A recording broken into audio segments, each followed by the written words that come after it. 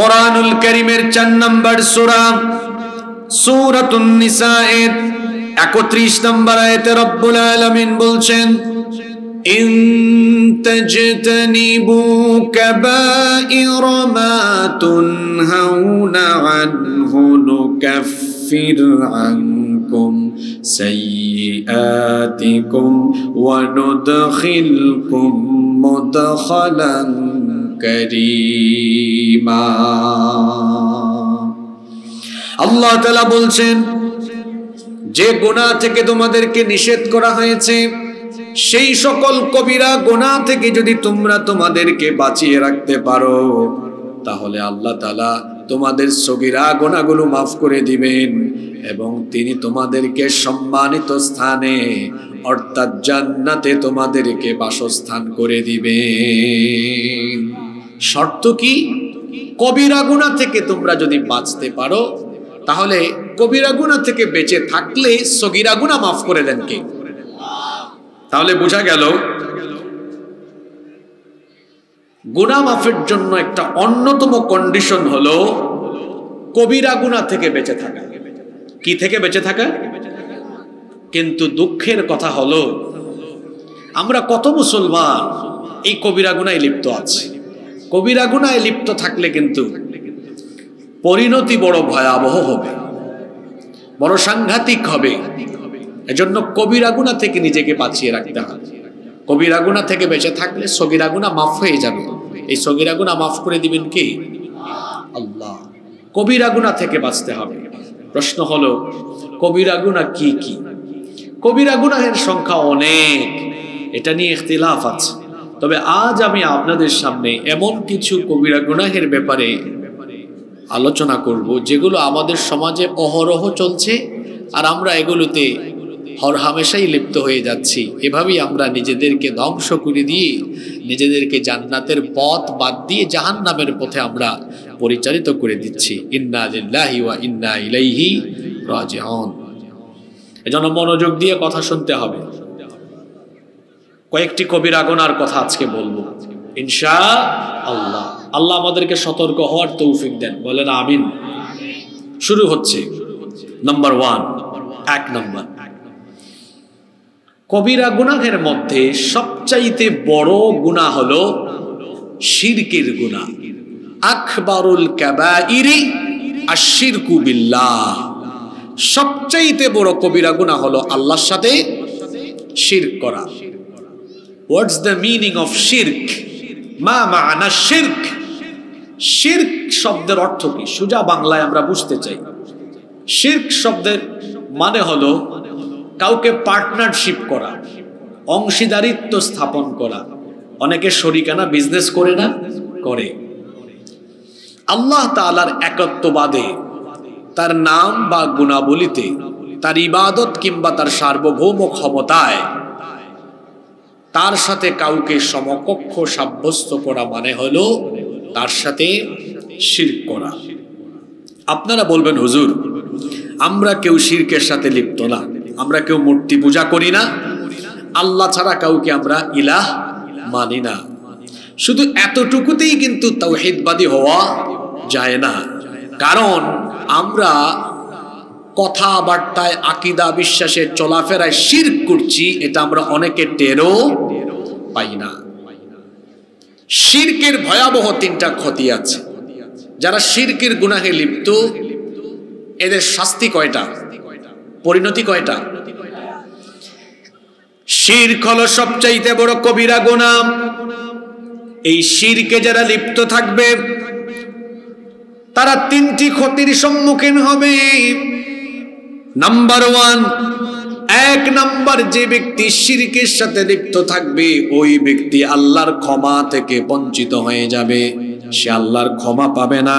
কোরআনে কারীমের 4 নম্বর সূরা সূরাতুন নিসা এর 48 নম্বর আয়াতে রব্বুল আলামিন বলছেন, ইন্নাল্লাহা লা ইয়াগফিরু আন ইউশরাকা বিহি ওয়া ইয়াগফিরু মা দুনা যালিকা লিমান ইয়াশা ওয়া মান ইউশরিক বিল্লাহি ফাকাদ افترى إثما عظيما আল্লাহ তাআলা বলছেন নিশ্চয়ই শিরকের গুনাহ ছাড়া আল্লাহ অন্য যে কোনো গুনাহ তিনি চাইলে maaf করে দেন, কিন্তু শিরকের গুনাহ তিনি ক্ষমা করেন না। যে ব্যক্তি আল্লাহর সাথে শিরক করলো সে ব্যক্তি আল্লাহর ব্যাপারে মহা মিথ্যা জিনিস চাপিয়ে দিল। যে ব্যক্তি শিরকের সাথে সম্পৃক্ত হবে, এক নাম্বার যে ক্ষতি হবে সে আল্লাহর ক্ষমা থেকে বঞ্চিত হয়ে যাবে। দুই নাম্বার ক্ষতি হলো যদি কোনো ব্যক্তি শিরকে লিপ্ত হয়ে যায়, তার নামাজ, রোজা, হজ, যাকাত যত ভালো ভালো আমল আছে তার সকল নেক আমলগুলোকে যিনি বরবাদ করে দিবেন, নষ্ট করে দিবেন, তিনি কে? কোরআনুল কারীমের 39 নম্বর সূরা সূরাতুজ জুমারের 65 নম্বর আয়াতে রব্বুল আলামিন বলছেন ওয়ালাকাদ উহিয়া ইলাইকা ওয়া ইলাল্লাযীনা মিন ক্বাবলিকা লাইন আশরাকতা লায়াহবাতান্না আমালুকা ওয়া লাতাকুনান্না মিনাল খাসিরিন। আল্লাহ তাআলা বলছেন, ও আমার হাবিব, আমি আপনার উপরে এবং আপনার পূর্ববর্তী নবী রাসূলদের উপরে একই রকমের প্রত্যাদেশ করেছি। সকলকে আমি বলেছি যদি শিরকের সাথে কেউ লিপ্ত হয়ে যায় তার সকল আমলগুলো বাতিল হয়ে যাবে এবং সে চরমভাবে ক্ষতিগ্রস্ত হয়ে যাবে। তাহলে শিরকে লিপ্ত ব্যক্তির 2 নাম্বার যে ক্ষতি হবে সেটা হলো তার সব নেক আমল বাতিল হয়ে যাবে।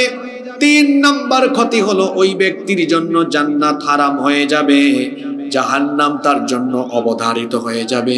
কোরআনে কারীমের 5 নাম্বার সূরা সূরাতুল মাইদা এর 72 নাম্বার আয়াতে রব্বুল আলামিন বলছেন ইন্নাহু মাইয়ুশরিক বিল্লাহি ফাকাদ হারামাল্লাহু আলাইহিল জান্নাতা ওয়া মাওয়াহুন النار وما للظالمين من أنصار। আল্লাহ তাআলা বলছেন নিশ্চয়ই যে ব্যক্তি শিরকের সাথে লিপ্ত তার জন্য জান্নাতকে হারাম করে দেওয়া হয়েছে এবং জাহান্নামকে অবধারিত করে দেওয়া হয়েছে। তাহলে আমরা এই আয়াত থেকে জানলাম যে ব্যক্তি শিরকের সাথে লিপ্ত ওই ব্যক্তির জন্য জান্নাত হারাম করে দিয়েছেন কে? কত দূর থেকে আসছেন আপনারা? 5, 10, 15 কিলো দূর থেকে, তাই তো? আমি তো প্রায় 800 কিলো দূর থেকে আসছি। আসার পরে আমার ব্যস্ততা আর আপনাদের ব্যস্ততা দেখাই। আমার ফোন এই মুহূর্তে বন্ধ। আপনি ফোন আসলে ফোন রিসিভ করেন, আপনার জরুরি ফোন, আমার জরুরি ফোন নাই, তাই না? আমার পরিবার পর্যন্ত আমার সাথে এখন যোগাযোগ করার কোনো চান্স নাই, কোনো ওয়ে নাই। এটা আমার অভ্যাস। আমি যখন কথা বলবো ফোন বন্ধ। আমার কনসেন্ট্রেশন এখন কোনো দিকেই নাই, সব কনসেন্ট্রেশন কোরআনের দিকে আর আপনাদের দিকে। আপনাদের কনসেন্ট্রেশন কারো বাদাম খাওয়ার দিকে, কারো ওই মহিলা প্যান্ডেলের দিকে, কারো পিছনে, কারো সামনে। এ কি হযবরল অবস্থা, হ্যাঁ? এগুলোকে কি আপনারা ওই যে দেশের প্রচলিত যে আবুল তাবুল, আমি আমার ভাষায় বলে ফেলি আবুল তাবুল মাহফিল, কিছু আজান দেবেন না বক্তা আছে, এসে আজান দেয় পাবলিক মাঝখান থেকে, বলে হুজুর আজান দেন, হুজুর একটু গজল গান, কিছুক্ষণ কিচ্ছা বলে, সাপের কিচ্ছা, বেগুনের কিচ্ছা, কিছুক্ষণ চিল্লাচিল্লি করে, কিছুক্ষণ লাফালাফি করে। উচ্চশিক্ষিত মানুষরা এরা যখন ফেসবুকে সোশ্যাল মিডিয়া এগুলো দেখে হাসে আর বলে পাগল ছাগলের দল। এটাকে সার্কাস মঞ্চ বানিয়েছে। আপনারা কি এটাকে সার্কাসের মঞ্চ বানিয়েছেন নাকি? তা আমি তো সালাম দেওয়ার পর থেকে যতগুলো কথা বলে যাচ্ছি, আমি তো আমার পয়েন্ট ওয়াইজ কথা বলছি। আপনি কোথায়? মনোযোগ কোন দিকে আপনার? দেখি একটা ক্লাস টেস্ট হয়ে যাক তো। শিরকে লিপ্ত ব্যক্তির ক্ষতি হবে কয়টা? আচ্ছা, বেশিরভাগ চুপচাপ। বাদাম খাওয়ান না পার্টি, বুট খাওয়ান না পার্টি, এদের চক্ষু এদিক ওদিক যায়। ওই আমাদের মনোযোগ অন্যদিকে যাচ্ছে না কেন? 1 নম্বর বলেছে যে ব্যক্তি শিরকে লিপ্ত হবে। আপনি বলতেছেন হুজুর কোন ওয়াজ শুরু করছে, একটু পরে বুঝবেন গো। এই খনিতে আপনি পড়ছেন এই 3টা ক্ষতি আপনার হচ্ছে আপনি জানেনও না। আপনি জানবেন কেমনে? আপনি তো রোগী, আমি ডাক্তার, আমি একটু পরে আপনার রোগ নির্ণয় করব যে এই রোগের রোগী আপনি। আপনি বলবেন হুজুর আমি শিরক করতেছি না, আমি বললাম তো কিছুক্ষণ পরে আপনাকে দেখাবো আপনি এই রোগের রোগী, এই রোগে আক্রান্ত। আপনি রোগী কেমনে বুঝবে তার রোগ আছে? এটা তো ডাক্তার ভালো বুঝবে, তার রোগ তো নির্ণয় করে দিবে কে? ডাক্তার। আপনি ভাবতেছেন না হুজুর আমার এটা হয় নাই, একটু পরে বুঝবেন হয়েছে কিনা। আগে বুঝাচ্ছি এই রোগের ক্ষতিটা কি। এক নাম্বার, ওই ব্যক্তি আল্লাহর কি থেকে বঞ্চিত? জোরে বলেন। দেখছেন, অথচ আমি আয়াত দিয়ে দিয়ে সূরা নাম্বার আয়াত নাম্বার বলে বলে রেফারেন্স দিয়ে গিয়েছি, মনে নাই? পাবলিক, আচমকা পাবলিক, এ ধরনের পাবলিকের আমাদের কোনো দরকার নেই। যুগ জামানা পাল্টে দিতে চাই না অনেকজন, একজনই আনতে পারে জাতির জাগরণ। আমাদের দেশে হুজুরদের এত ফ্যান ফলোয়ার, তারপরে হুজুররা রাষ্ট্র পরিচালনার দায়িত্ব পায় না কেন জানেন? কারণ হুজুরদের ফ্যান ফলোয়ার যারা, এরা বেশিরভাগই আবেগী পাবলিক। দাঁড় করায় দেন না কয়েকজন হুজুরকে, 1000 ভোট পাবে কিনা সন্দেহ আছে। আবেগ আবেগ আবেগ, এরকম আবেগী মানুষের দরকার নেই, জ্ঞানগত যোগ্যতা এগিয়ে থাকতে হবে। একটু আগে তো আপনাকে সূরা নাম্বার আয়াত তিলাওয়াত করে অনুবাদ করে বুঝাই দিলাম, তা আপনি কোন দিকে ছিলেন? শিরকে আক্রান্ত ব্যক্তির এক নাম্বার ক্ষতি হলো ওই ব্যক্তি আল্লাহর ক্ষমা থেকে বঞ্চিত। আল্লাহর ক্ষমা থেকে যে ব্যক্তি বঞ্চিত, বলেন ওই ব্যক্তির জান্নাত পাওয়ার কোনো উপায় আর আছে? দুই, ওই ব্যক্তির সারা জীবনের নেক আমল, মাহফিলে আসলো গেল, নামাজে গেল, তাহাজ্জুদ পড়লো, হজ জাকাত রোজা সব বাতিল, আল্লাহ ছুঁড়ে ফেলে দিবেন। তোর এগুলো আমি অ্যাকসেপ্ট করলাম না, তোর এগুলো আমি গ্রহণ করলাম, বাতিল, সব বাতিল। বিষয়টা যেন এমন রেজিস্ট্রেশন করে নাই এমন ছাত্র পরীক্ষায় ঢুকে সব প্রশ্নের উত্তর দিয়েছে, কিন্তু রেজাল্ট শিটে তার কোনো নাম, কারণ ওর রেজিস্ট্রেশন হয় না। আর কি হয় নাই? 3, শিরকে লিপ্ত ব্যক্তি জান্নাতের গন্ধও পাবে না, ওর জন্য জাহান্নাম ওয়াজিব করে দিবেন কে? ভয়াবহ গুনাহ এটা। শিরক তাওহীদে আল্লাহর একত্ববাদে হচ্ছে, আল্লাহর রুবুবিয়তের সাথে হচ্ছে, আসমা ও সিফাতের সাথে হচ্ছে, উলুহিয়তের সাথে হচ্ছে।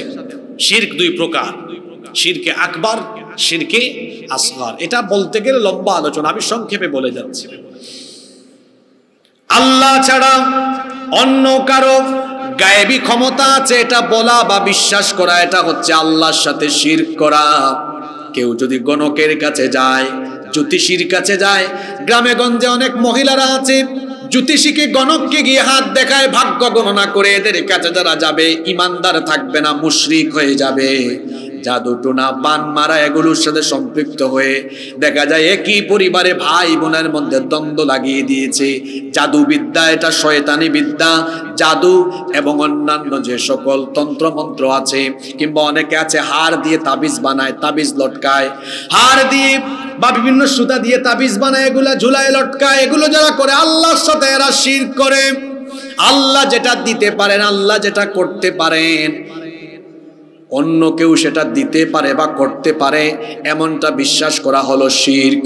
আজকে এই শিরক ব্যক্তি থেকে নিয়ে পরিবার, পরিবার থেকে নিয়ে রাষ্ট্র পর্যন্ত শিরক চলে গিয়েছে। রাষ্ট্রীয়ভাবে পর্যন্ত শিরক হচ্ছে। আল্লাহর ইবাদতে কেমনে শিরক হচ্ছে দেখেন। আল্লাহ যেটা হালাল করেছেন, রাষ্ট্র সেটা হারাম করেছে। আল্লাহ যেটা জায়েজ করেছেন, রাষ্ট্র সেটা হারাম করেছে, রাষ্ট্র সেটা অপরাধ করে দিয়েছে। আল্লাহর আইনে যেটা অপরাধ, তাদের চোখে সেটা ভালো। আল্লাহর আইনে যেটা ভালো, তাদের চোখে সেটা মন্দ। কি আছেন এখানে আপনারা? একটা উদাহরণ দেই, যে আল্লাহর আইনে ভালো, আপনাদের আইনে খারাপ, আল্লাহর আইনে খারাপ, আপনাদের আইনে ভালো।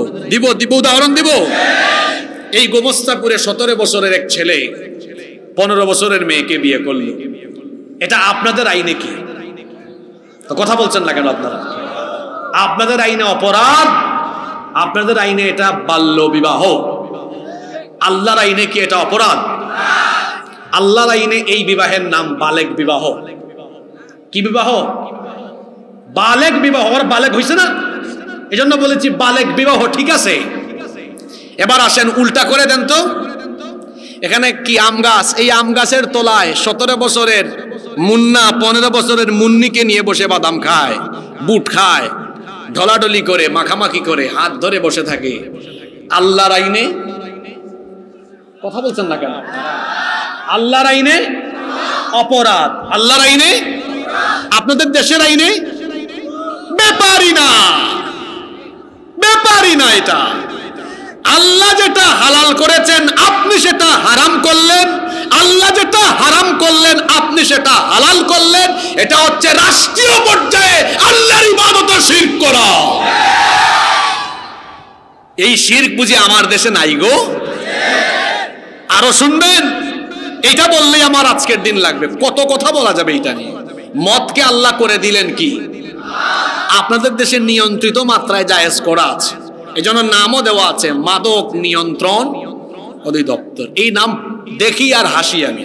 এটার নাম হওয়া উচিত ছিল মাদক নির্মূল অধিদপ্তর, কিন্তু নাম দিয়েছি কি নিয়ন্ত্রণ। আমি এই গত সপ্তাহে গুলশানে, ঢাকার গুলশানে দুপুরবেলা লাঞ্চ করছি, দেখি গুলশানে বিরাট একটা রেস্টুরেন্ট, বাইরে লেখা আছে এখানে মাদক নিয়ন্ত্রণ অধিদপ্তর থেকে অনুমোদিত পন্থায় বারের ব্যবস্থা আছে। ও বাবা গো, আল্লাহ করেছেন হারাম আর এরা সীমিত এরা করেছে সীমিত পরিসরে। এরকম বাংলাদেশে অনেক কিছু চলছে না? সংবিধান সংস্কার, এখন সংস্কার হচ্ছে, সেখানেও কত ধরনের শিরক আছে। ধর্ম নিরপেক্ষ মতবাদ, এটা সংবিধান থেকে বাতিল করতে হবে, কারণ এটা হলো শয়তানি মতবাদ, কুফরি মতবাদ।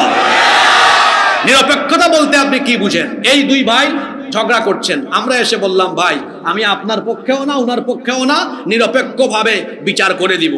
ওনারা বললেন ভাই মানি, আপনি নিরপেক্ষ। পৃথিবীতে সব মানুষ ধর্মের পক্ষে, হিন্দুও তার ধর্মের পক্ষে, বৌদ্ধ, খ্রিস্টান, ইহুদি সব মানুষ তার ধর্মের পক্ষে। একমাত্র ধর্মের বিপক্ষে, বিরুদ্ধে, ধর্মের ব্যাপারে নিরপেক্ষ পাওয়া যায় একজনকে, তার নাম শয়তান। তার নাম কি? ওর কোনো ধর্ম নাই, অধর্মহীন, অধর্ম নিরপেক্ষ। সুতরাং ধর্ম নিরপেক্ষ মতবাদের অনুসারী যারা, শয়তানের মুরিদ তারা, শয়তানের মুরিদ যারা, জাহান্নামী তারা।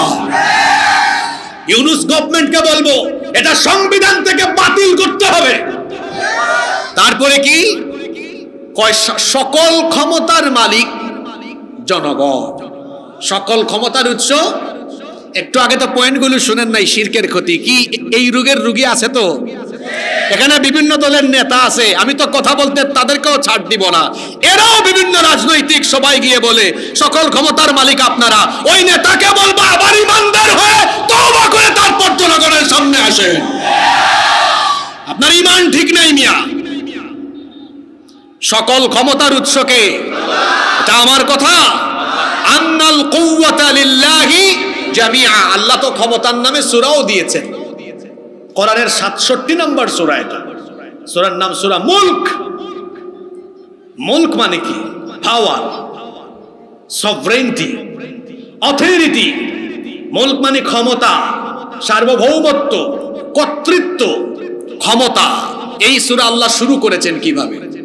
আল্লাহ বলছেন তাবারাকাল্লাযী বিয়াদিহিল মুলকু ওয়া হুয়া আলা কুল্লি শাইইন কাদির। বরকতময় সুমহান সেই সত্তা যার হাতে সকল ক্ষমতা, সকল ক্ষমতার মালিক যিনি, তিনি কে? আর আপনি বলেন সকল ক্ষমতার মালিক, সকল ক্ষমতার মালিক মানুষ।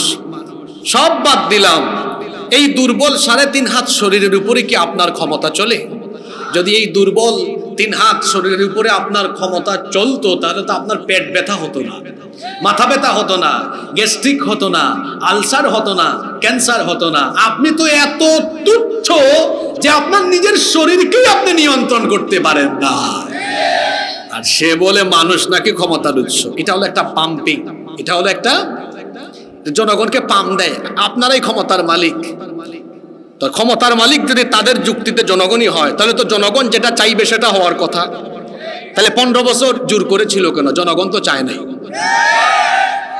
জনগণ যখন বলেছে নেমে যাও, যারা জনগণকে বলে সকল ক্ষমতার মালিক জনগণ, তখন তারা কি করেছে? ক্ষমতার মালিক তারা নিজেরা হয়ে স্বৈরাচারী মনোভাব নিয়ে জনগণের ট্যাক্সের পয়সায় কেনা গুলি জনগণের বুকে বিদ্ধ করে অন্যায়ভাবে নির্মমভাবে গণহত্যা চালিয়েছে। এই হলো সকল ক্ষমতার মালিক বলা লোকদের আসল চরিত্র।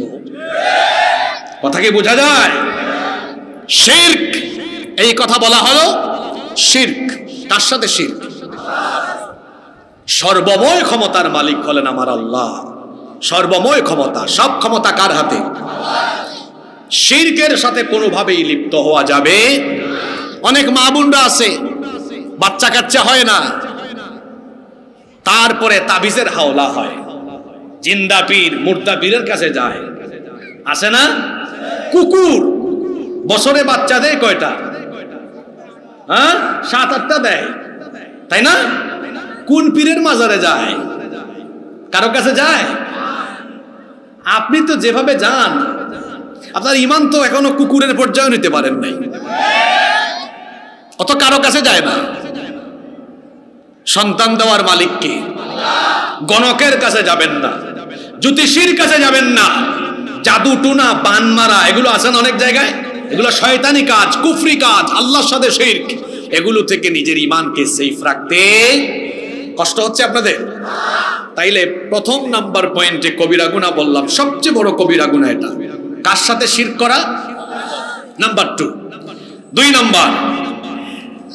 নম্বর কবিরা গুনাহ হচ্ছে পিতামাতার অবাধ্য হওয়া, মা বাবার সাথে বেয়াদবি করা। এরকম আছে না? খবরদার।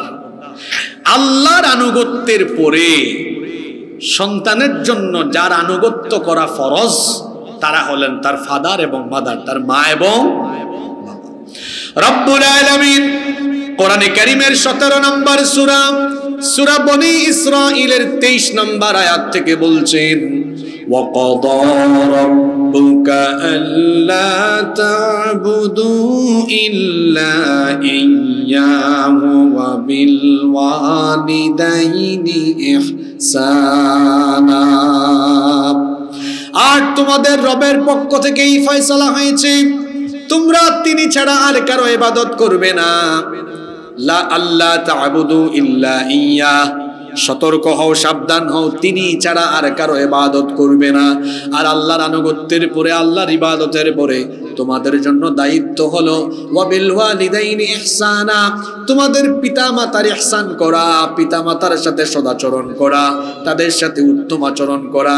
এরপরে আল্লাহ বিশেষ করে পিতামাতার বার্ধক্য সময়ের কথা বললেন, কারণ মা বাবা যখন প্রৌঢ় বয়সে থাকে, যখন তাদের শরীরে শক্তি সামর্থ্য থাকে, তখন তাদের যতটা খেদমতের দরকার তার চেয়ে বেশি খেদমত দরকার বার্ধক্য বয়সে। আর এই সময় ছেলে মেয়েরা দেখা যায় পিতামাতা সম্পর্কে গাফেল হয়ে যায়, পিতামাতাকে এই সময় অনেকে অবহেলা করে। এজন্য রব্বুল আলামিন পিতামাতার এই দুর্বল কালের কথা কোরআনে কারিমে বলে সন্তানদেরকে সতর্ক করে দিলেন, শোনো, তোমার মা বাবা দুজন বা তাদের কোনো একজন যখন বার্ধক্যে উপনীত হয়ে যাবে, তাদের সাথে তোমার বিহেভিয়ার কেমন হবে শোনো। আল্লাহ তাআলা কত সুন্দর করে আমাদেরকে বললেন, ইম্মা ইয়াবলুগান্না ইনদাকাল কিবারা আহাদুহুমা আও কিলাহুমা ফালা তাকুল লাহুমা উফফিন ওয়ালা তানহারহুমা ওয়া কুল লাহুমা কওলান কারীমা। আল্লাহ তাআলা বলছেন, যখন তোমাদের মা বাবা দুজন কিংবা তাদের কোনো একজন বার্ধক্য বয়সে চলে যায়, তখন তোমরা বিরক্ত হয়ে রাগ করে ফালা তাকুল লাহুমা উফ উফ উফ শব্দ পর্যন্ত তাদেরকে বলো না। কারণ তোমার পিতা মাতা এমন সেনসিটিভ জায়গা, এখানে যদি মাত্র একবার রাগ করে বিরক্ত হয়ে উফ শুধু বের করো মুখের থেকে, জান্নাত হারাম হয়ে যাবে, জাহান্নাম ওয়াজিব করে দিবেন কি? খবরদার, যাদের মা বাবা আছে তাদের ঘরে এখনো জান্নাতের নিয়ামত আছে, যাদের পিতা মাতা আছে তাদের ঘরের ভিতরেই তাদের জান্নাত আছে। মা বাবার সাথে কখনো রাগ করে কথা বলবেন না।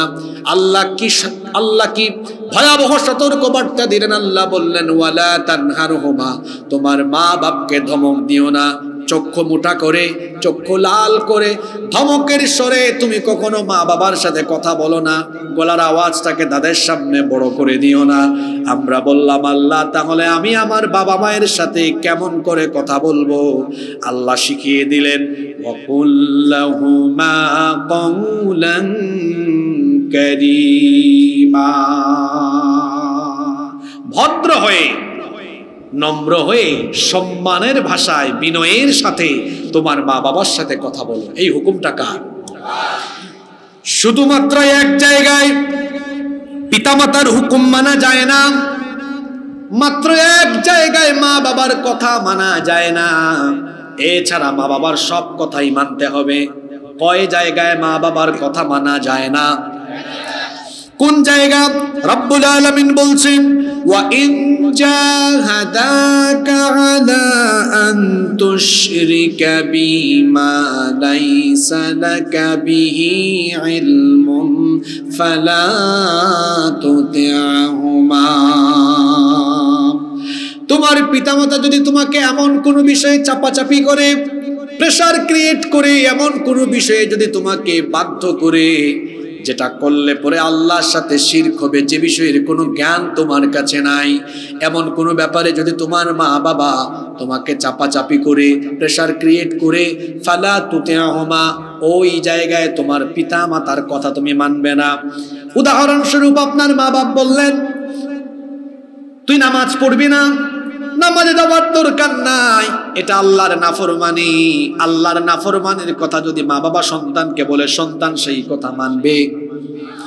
অনেক পরিবার আছে যেই পরিবারের মা বাপ, পরিবারের কেউ পর্দা করে না।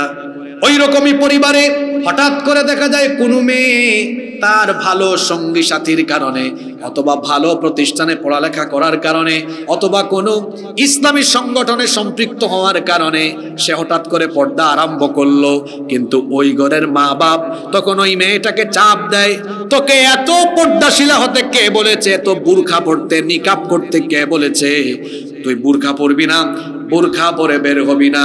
এইরকম অনেক পরিবার কিন্তু বাংলাদেশে আছে।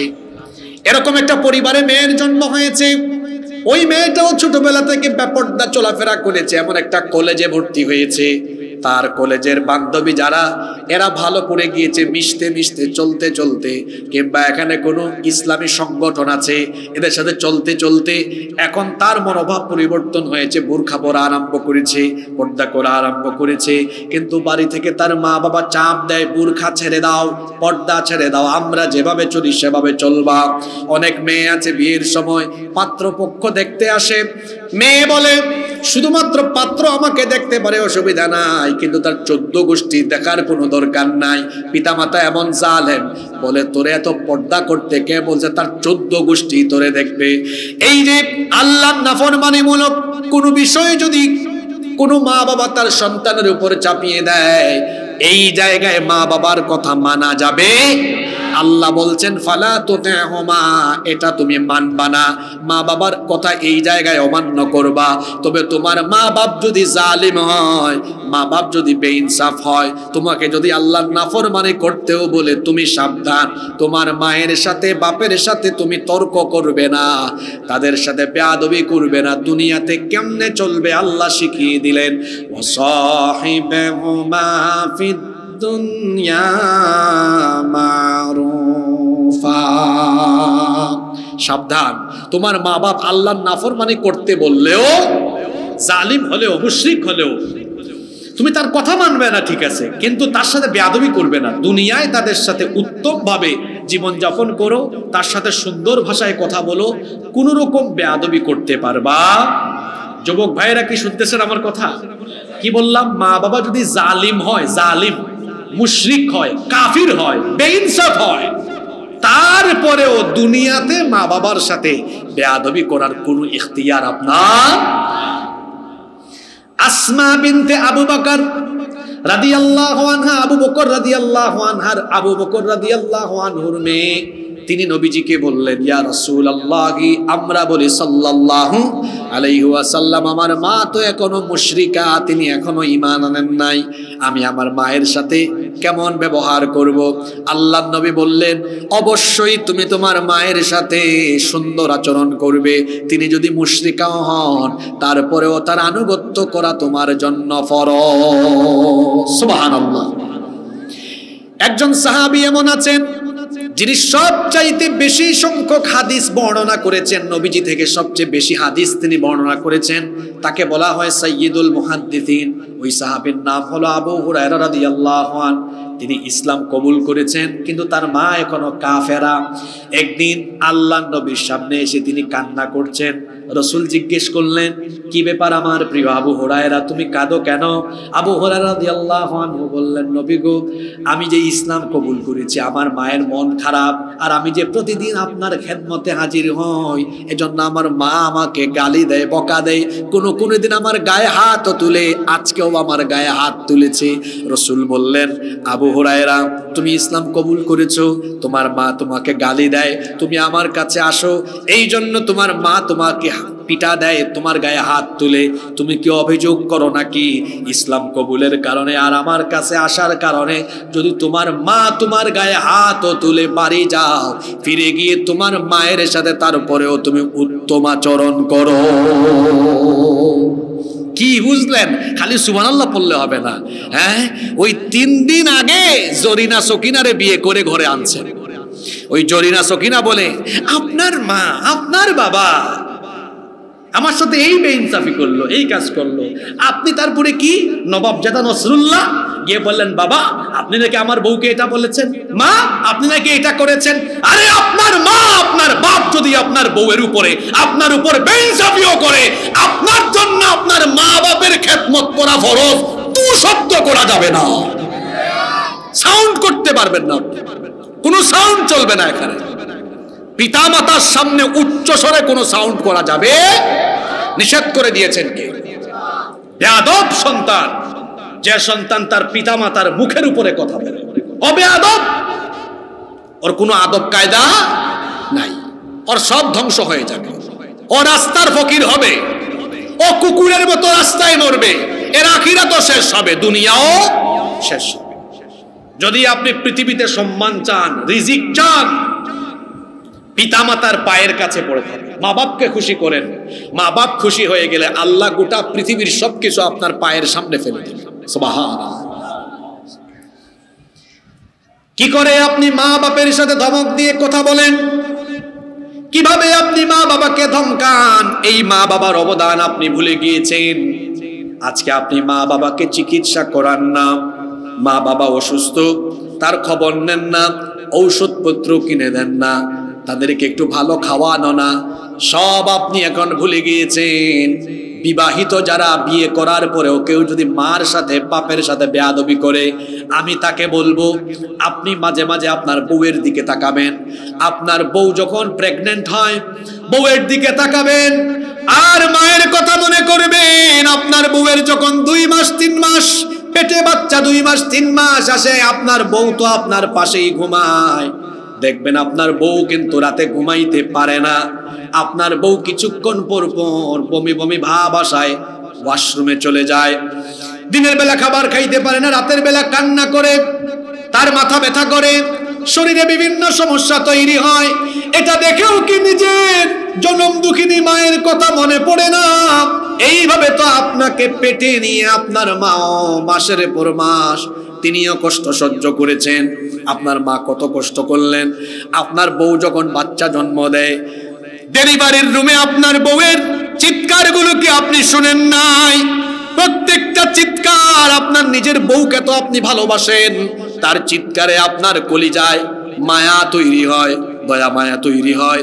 কেন এটা মনে করতে পারেন না আপনাকে জন্ম দিতে গিয়েও 30-40 বছর আগে যখন সব জায়গায় চিকিৎসাও পাওয়া যেত না, ওই সময়ে বাড়িতে আপনার মা আপনাকে জন্ম দিতে গিয়ে প্রসব বেদনায় চিৎকার করে করে কেঁদেছে, কত কষ্ট তিনি করেছেন। বর্তমান চিকিৎসা বিজ্ঞান বলছে একজন মানুষ সর্বোচ্চ 20 থেকে 25 ইউনিট পর্যন্ত ব্যথা সইতে পারে, কিন্তু আমাদের মা আমাদেরকে জন্ম দিতে গিয়ে 20 আর 25 নয় 50 থেকে 55 ইউনিটের মারাত্মক বেদনা সহ্য করেছে। সেই মার সাথে আপনি বেয়াদবি করেন, মুখের উপর কথা বলেন, অসুস্থ মা তাকে ফেলে রেখেছেন, কি বেয়াদব সন্তান। অথচ তার মায়ের সকল অবদান সে ভুলে গিয়েছে। বয়স যখন 4 মাস, 5 মাস, 1 বছর, 2 বছর, আপনার একটু জ্বর হলে মা সারা রাত ঘুমায় নাই, বাপ ঘুমায় নাই।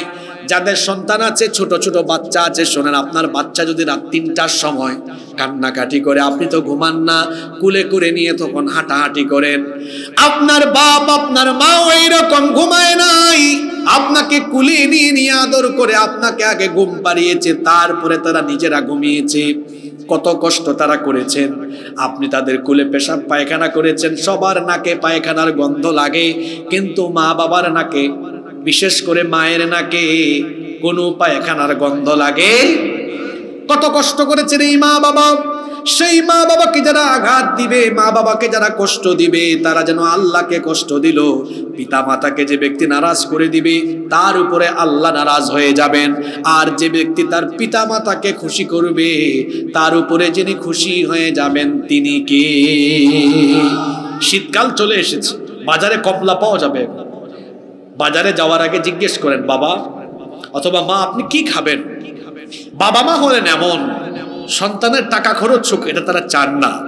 দেখবেন আপনি বললেও বলবেন বাবারে কিচ্ছু লাগবে না, তারপরেও বাজার থেকে যাওয়ার সময় একটু কমলা কিনে নিয়ে যান। তারপরে বাবা মায়ের রুমে ঢুকে কমলা ছিলে নিজের হাতে খাইয়ে দেন। দেখবেন কমলা খাওয়ার সময় একটা মুচকি হাসি মারবে, এই হাসিতে আল্লাহর আরশ আপনার উপর খুশি হয়ে যাবে। সুবহানাল্লাহ।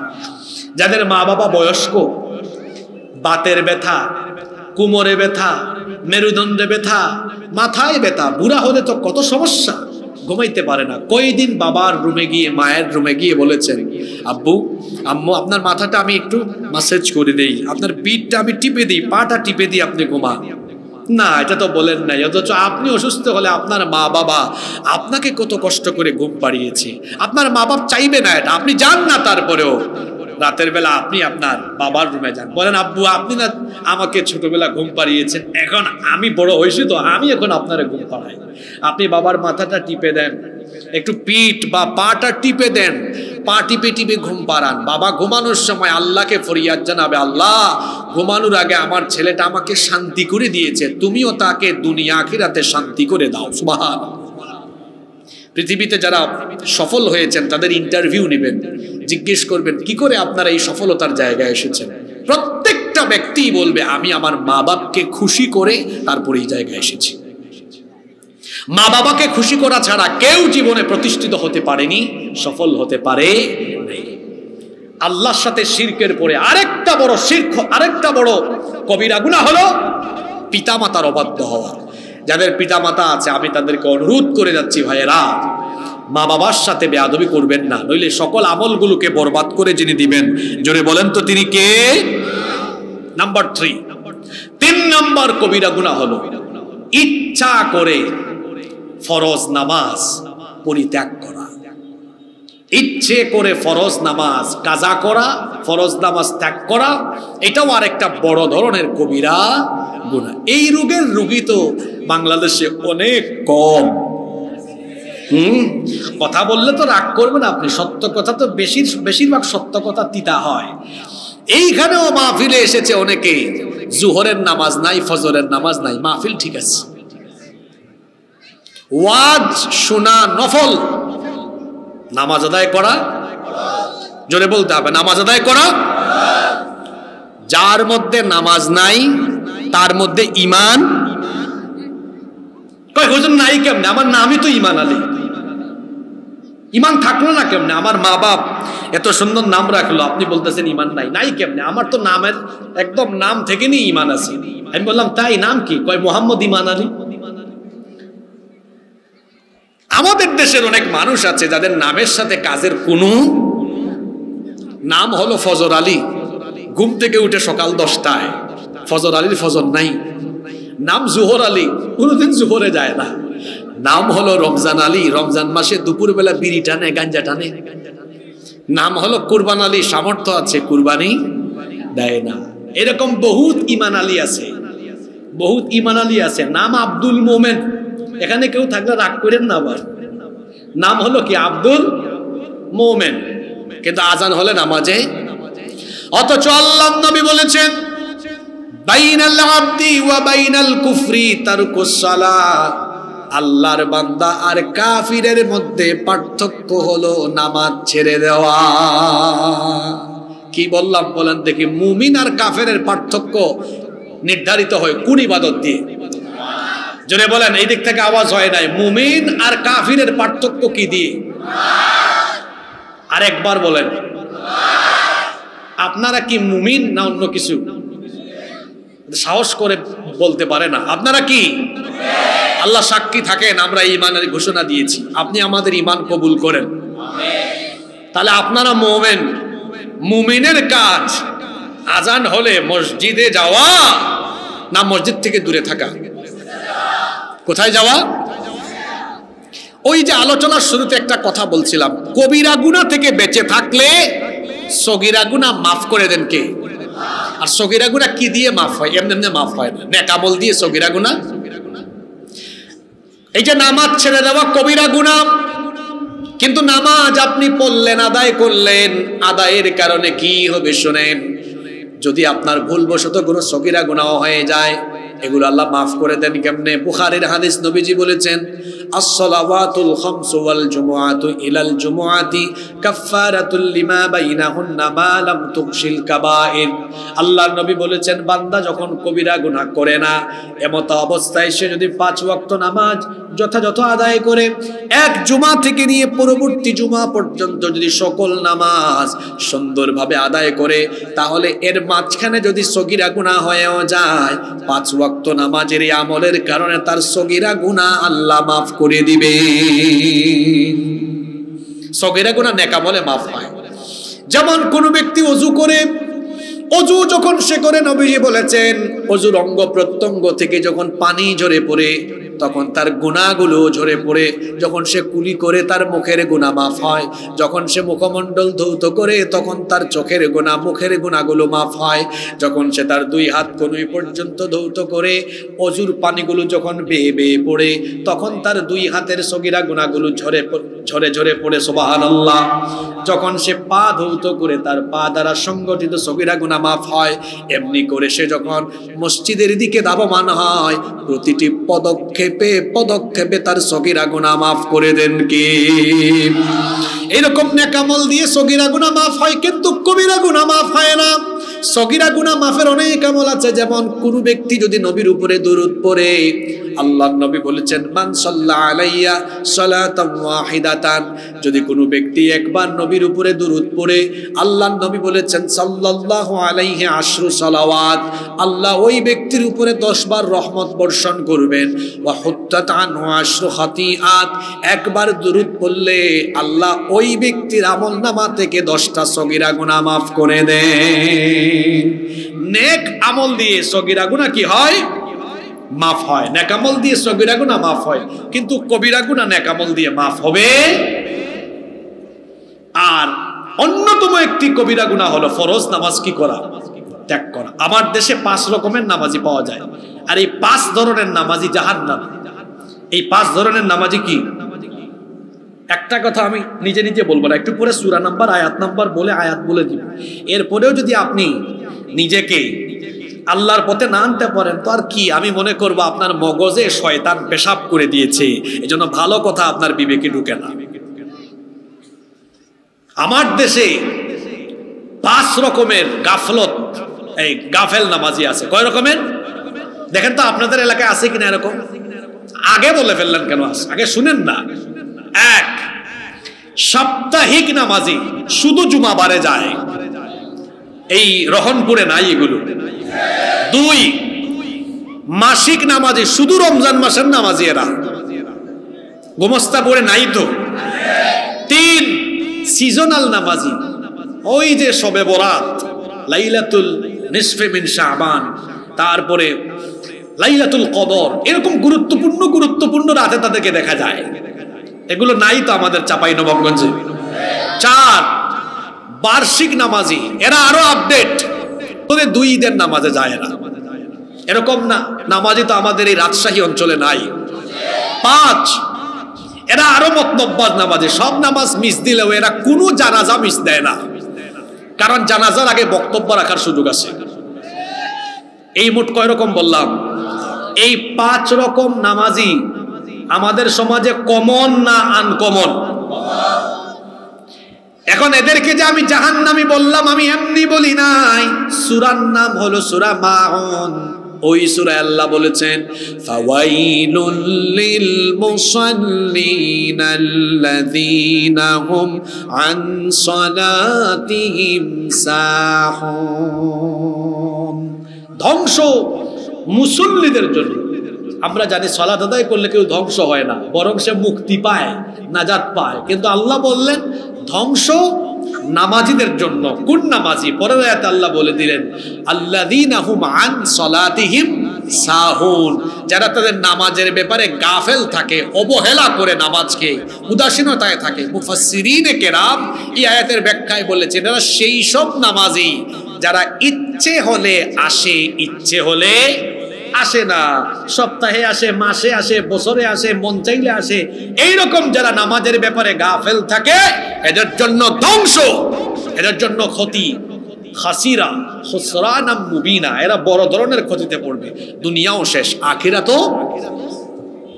তাহলে এই ধ্বংস থেকে, ক্ষতি থেকে বাঁচার জন্য 5 ওয়াক্ত নামাজ আমরা ছাড়বো না, আদায় করব।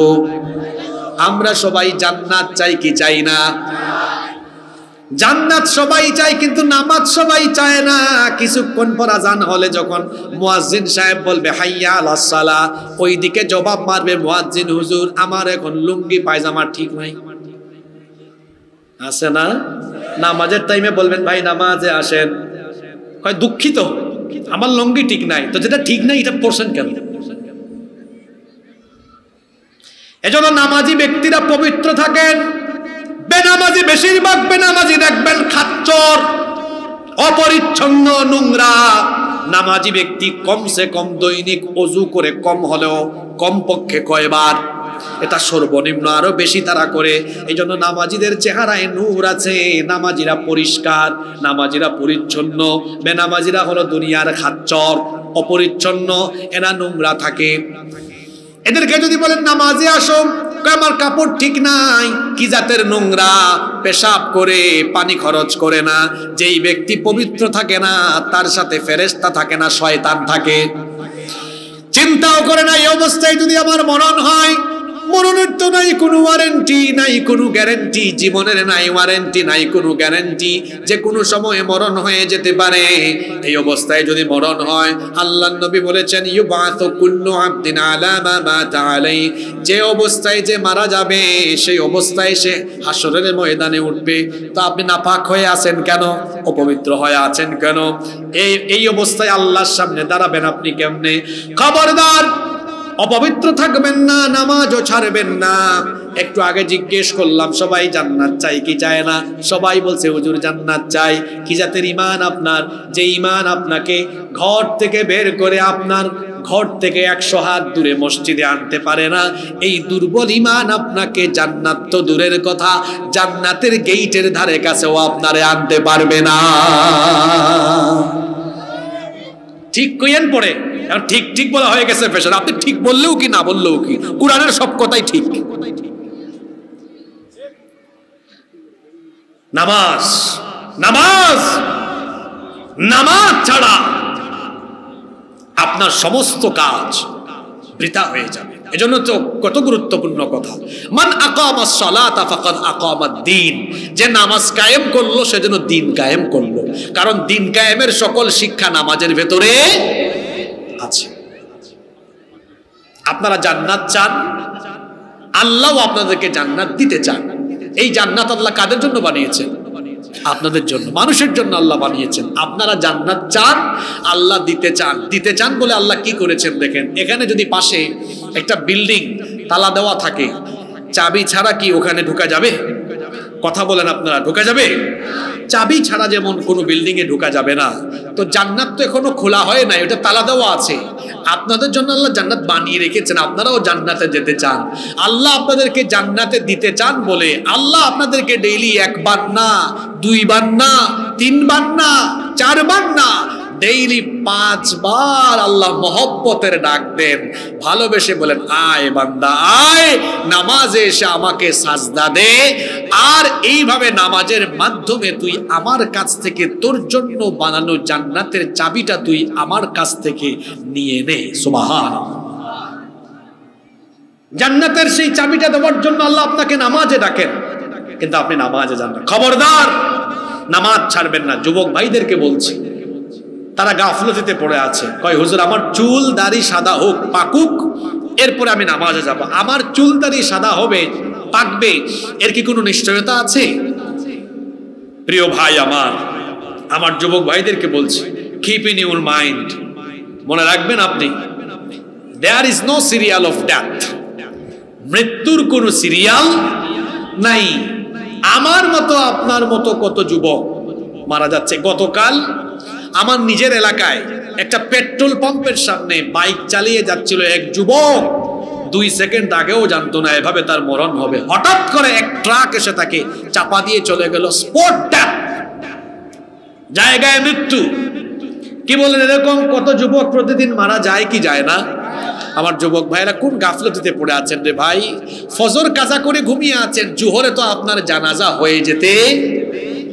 খবরদার, নামাজ ছাড়বেন না। নামাজ ছেড়ে দেওয়া সগীরা গুনাহ না কবিরা গুনাহ? জোরে বলেন, কি গুনাহ? আজকে থেকে নামাজ ছাড়বেন, নামাজ ছাড়বেন। নামাজ আর ছাড়বো না, ওয়াদা, ওয়াদা। দেখি কারা কারা নামাজ ছাড়বেন না, একটু হাত তুলে আল্লাহর সাথে ওয়াদা করে তাকবীর বন্ধ করেন, বলেন আল্লাহ আমাদেরকে তৌফিক দেন। হাতগুলো নামান, আল্লাহ কবুল করেন। মা বোনরাও ডান দিকে মহিলা প্যান্ডেলে আছেন, আমি তাদেরকে অনুরোধ করব, আপনারাও নামাজ কখনো আপনারা বাদ দিবেন না। ইসলামের নারীদের অবদান কত বেশি, আর নারীদেরকে জান্নাতে যাওয়া আল্লাহ সহজ করে দিয়েছেন।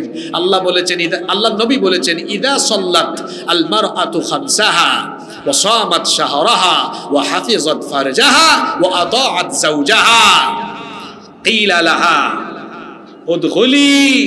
উদখুলিল জান্নাত উদখুলি মিন আইয়ি আবওয়াবিল জান্নাহ। নারী যদি 4টা কাজ করে, 1 5 ওয়াক্তের নামাজ হেফাজত করে, 2 রমজান মাসে রোজা রাখে, 3 লজ্জাস্থানের হেফাজত করে, জিনা ব্যভিচার পরকিয়া যদি না করে, 4 স্বামীর যদি খেদমত করে, ওই নারীকে আল্লাহ বলবেন, আমার বান্দি জান্নাতের দরজা ওপেন করা আছে, তুমি যে কোনো দরজা দিয়ে জান্নাতে ঢুকে যাও। সুবহানাল্লাহ। মা বোনদেরকে বলবো, নামাজ ছাড়বেন না। আপনাদের কষ্ট হচ্ছে নাকি? 4 নাম্বার কবিরা গুনাহ। আমি এমন কিছু গুনাহ নিয়ে আলোচনা করছি যে গুনাহগুলো আমাদের সমাজে চলমান আছে। 4 নাম্বার, জিনা, ব্যভিচার, পরকীয়ায় লিপ্ত হওয়া। আজ আমাদের সমাজে জিনা ব্যভিচারের রোগ কম না বেশি? জোরে বলতে হবে, কম না বেশি? জিনার উপাদান তো সব দিকই আছে, আর বর্তমানে জিনার সবচাইতে গুরুত্বপূর্ণ এবং আকর্ষণীয় উপাদান হলো মোবাইল ফোনের অপব্যবহার। জিনার সবচেয়ে আকর্ষণীয় উপাদানের কথা বলেছি, নামটা কি? দাজ্জালের তো জন্ম হয়ে গেছে, দাজ্জালের আত্মপ্রকাশটাই কেবল বাকি আছে। নবীজির জামানায়ও দাজ্জাল ছিল। দাজ্জাল কি? হু ইজ দাজ্জাল? দাজ্জাল কে? দাজ্জাল হলো পৃথিবীর সবচেয়ে ডেঞ্জারাস ফিতনা। দুনিয়া সৃষ্টির পর থেকে আজ পর্যন্ত, আজ থেকে নিয়ে কিয়ামত পর্যন্ত পৃথিবীর সবচেয়ে ভয়ঙ্কর ফিতনার নাম হলো দাজ্জালের ফিতনা। এই দাজ্জাল সরাসরি আত্মপ্রকাশ করার আগে তার অনুসারীদেরকে দিয়ে তামাম দুনিয়ায় ফিতনার সয়লাভ ঘটাবে। প্রশ্ন হলো, দাজ্জালের অনুসারী কারা? আল্লাহর নবী বলেছেন, দাজ্জালের অনুসারী হলো দুনিয়ার ইহুদিরা। ইহুদিরা কার অনুসারী? কথা বলছেন না কেন? আপনাকে এত সুন্দর করে পয়েন্ট মিলাই দিয়ে যাচ্ছি, তাও বুঝি মাথায় ঢুকে না। নবীজি বলেছেন দাজ্জালীয় ফিতনা শুরু হবে পর্দার অন্তরাল থেকে। দাজ্জাল সরাসরি আসার আগে সে পর্দার আড়াল থেকে ফিতনা ছড়াবে, ফিতনা ছড়িয়ে দিবে। কাদের মাধ্যমে? তার অনুসারীর মাধ্যমে। তার অনুসারী কারা? ইহুদিরা। এখন দেখেন তো গোটা দুনিয়ায় ইহুদিরা কেমন ফিতনা চালিয়েছে। গোটা পৃথিবীতে ইহুদিরা এমন ভাবে নিয়ন্ত্রণ নিয়েছে, পৃথিবীর মোট জনসংখ্যার 1% ইহুদি না, 100 ভাগের 1 ভাগও ইহুদি না, কিন্তু গোটা পৃথিবী নিয়ন্ত্রণ করে কারা? সব ইহুদিরা। কিছুদিন আগে যে মার্কিন প্রেসিডেন্ট নির্বাচন গেল, মার্কিন প্রেসিডেন্ট কে হবে এটাও নির্ধারিত হবে ইহুদিরা, এটাকে নির্ধারণ করবে। তাদের এত দাপট, এত ক্ষমতা। আজ তাদের তৈরি করা সকল আকর্ষণীয় ফিতনার উপাদান আমাদের হাতে হাতে আছে। তারা সারা দুনিয়া এটা ছড়িয়ে দিয়েছে। আর ইহুদিদের একটা খাসলত হলো, তারা নিজের জন্য যেটা ভালো মনে করবে অন্যের জন্য সেটা খারাপ বানিয়ে দিবে। যেমন ইহুদিদের একটা ফিতনার কথা বলি, গোটা পৃথিবীতে এটা এখন চলছে। তারা আমাদেরকে সবক দিচ্ছে কি? তারা বলছে নারীর ক্ষমতায়ন লাগবে। নারীর কি লাগবে? পশ্চিমা দুনিয়ার মোরলদের মুখ থেকে আপনারা এই কথাগুলো শুনবেন, কিন্তু আপনারা দেখবেন ইহুদিদের মদতপুষ্ট পশ্চিমা দুনিয়ার যত খ্রিস্টান মুশরিক যারাই আছে, এরা মুখ দিয়ে নারী ক্ষমতায়নের কথা বলে, কিন্তু তারা কোনো সময় তাদের দেশে কোনো নারীকে ক্ষমতার চেয়ারে বসায় না। প্রয়োজনে তারা একজন পাগল বা আধা পাগলকে প্রেসিডেন্ট বানাবে, কোনো নারীকে তারা বানাবে না। তারা শিখিয়েছে আমাদেরকে 2টি সন্তানের বেশি নয়, 1টি হলে ভালো হয়, না হলে আরো ভালো হয়। গুগল শরীফে সার্চ করে দেখেন, ইহুদি নারীরা 6টা 7টা 8টা 9টা করে বাচ্চা জন্ম দেয়। এমনকি যে নারী যত বেশি বাচ্চা জন্ম দেয় তাকে তারা পুরস্কার দেয়। কি আমি ভুল বলেছি নাকি? আজ বাড়িতে কি আজকে মিলাই দেখিয়েন কথাগুলা। আর আমাদেরকে কি সবক দিল? 2টি সন্তানের বেশি নয়, 1টি হলে, না হইলে আরো ভালো হয়। কিন্তু তারা কিন্তু এটা আবার করছে।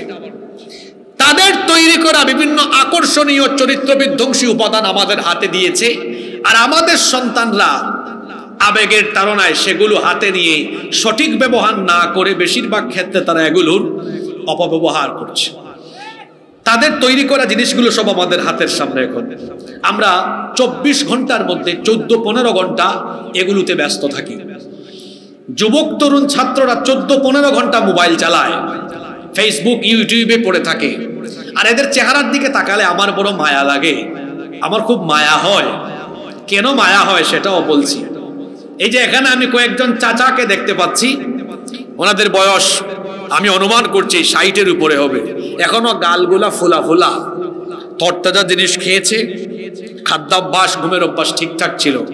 এই প্যান্ডেলে আছে, আমার চোখ চলে গিয়েছে অলরেডি। আমি কিছু তরুণ যুবককে দেখতে পাচ্ছি, এদের গালের মাংস হাড্ডির চিপার ভিতরে ঢুকে গেছে। তার চেহারার দিকে তাকাইতে আমার মায়া লাগতেছে।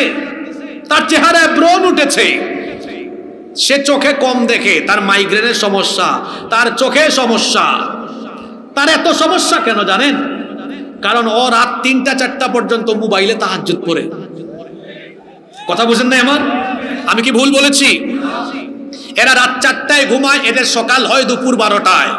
যার ঘুমের অভ্যাস ঠিক নাই তার খাদ্যাভ্যাসও ঠিক নাই। ও সকালের নাস্তা করে না, ওর পেট হলো গ্যাসের কারখানা। ও মাহফিলে গেলেও বায়ু দূষিত করে। কথা বুঝেন নাই? যে তরুণ, যে যুবক, তার মধ্যে এনার্জি থাকার কথা, এরা হয়ে যাচ্ছে দিন দিন এনার্জিলেস। এর কারণ হলো জিনার আকর্ষণীয় উপাদানগুলো আজ তাদের হাতে ধরিয়ে দেওয়া হয়েছে। যদি তারা এই উপাদানগুলোর অপব্যবহার থেকে নিজেকে সেফ রেখে তারা যদি জ্ঞান চর্চা গবেষণায় এগিয়ে আসতে পারে, তাহলে আগামী 2-3 জেনারেশন পরে গোটা পৃথিবী, বাংলাদেশ নয় শুধু, গোটা পৃথিবীকে নেতৃত্ব দিবে বাংলাদেশের তারুণ্য, বাংলাদেশের যুব সমাজ। এর জন্য জ্ঞান চর্চায় এদেরকে এগিয়ে আসতে হবে। গবেষণায়, আবিষ্কারে, বিজ্ঞানে, প্রযুক্তিতে এগিয়ে আসতে হবে। এই জন্য মোবাইলের ব্যবহার কমায় দিতে হবে ভাই। এই মোবাইল চালায় এখন তারা 15 ঘন্টা। মোবাইলে আজকে চার্জ দিবেন, আমার মোবাইল কালকে চার্জ দিছিলাম, এখনো 64% আছে। চিন্তা করছি আগামীকালকে দিব। এত মোবাইল চালানোর কি সময় আছে নাকি? মোবাইল হাত থেকে রাখেন, জ্ঞান গবেষণায় মনোনিবেশ করেন। বর্তমান ছাত্র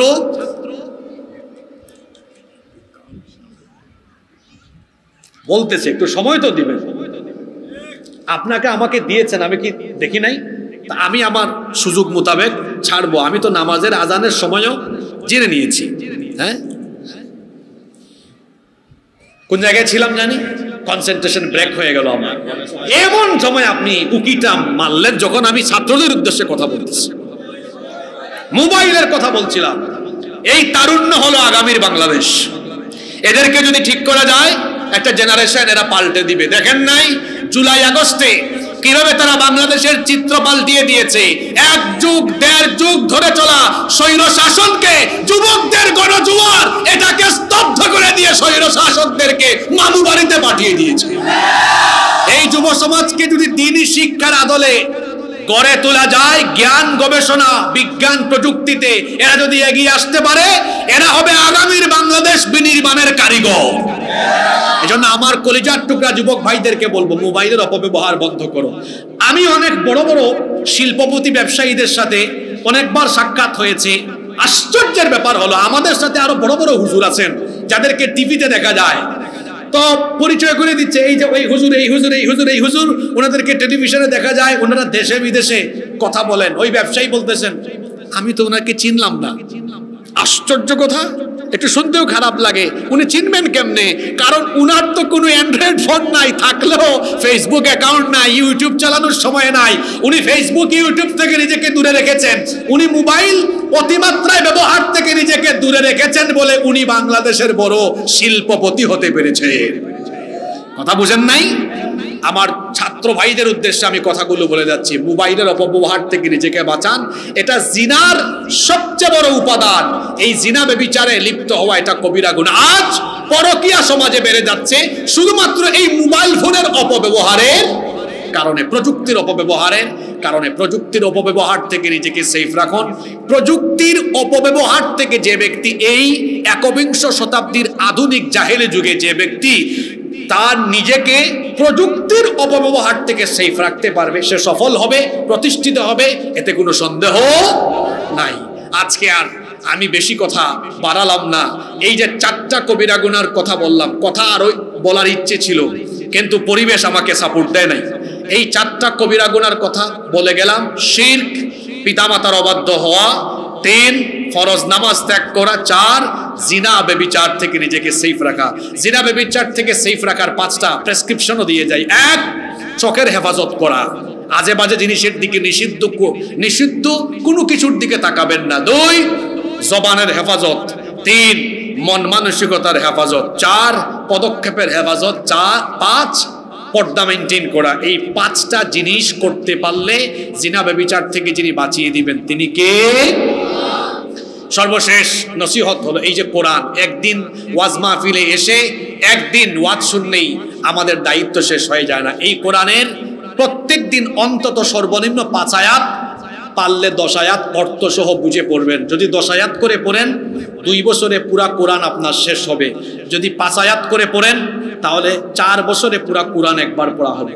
বলেন তো, ডেইলি 5 আয়াত করে পড়লে পুরা কোরআন পড়তে কয় বছর লাগবে?